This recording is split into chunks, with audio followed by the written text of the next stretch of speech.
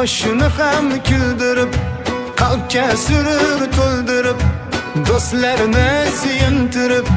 Ramazon keldi, Ramazon, sahar turing yoronlar, hatm qiling Qur'onlar, dod devorsin shaytonlar.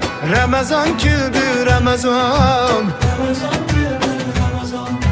g'aflat oyi emas bu, nafrat oyi emas bu, rahmat oyi demak bu. Ramazon keldi, Ramazon, muborak bo'lsin Ramazon sizga, muborak bo'lsin Ramazon bizga. Bayram bayram o'g'il qizga, Ramazon keldi, Ramazon.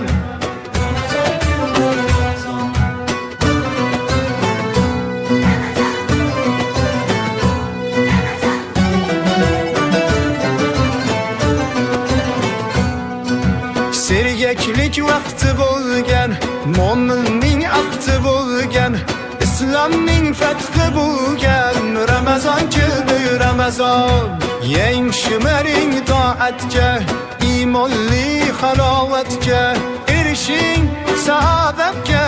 Ramazon keldi, Ramazon, muborak bo'lsin Ramazon sizga, muborak bo'lsin Ramazon bizga. Bayram bayram o'g'il qizga, Ramazon keldi, Ramazon.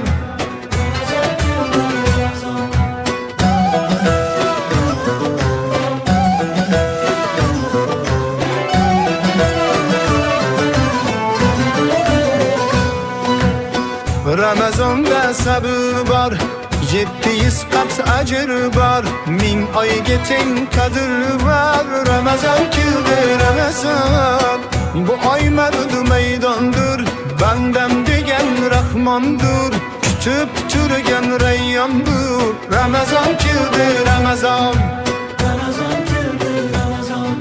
muborak bo'lsin Ramazon sizga, muborak bo'lsin Ramazon bizga. Bayram bayram o'g'il qizga, Ramazon keldi, Ramazon.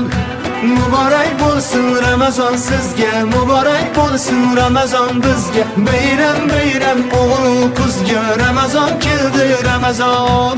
Ramazon keldi, Ramazon.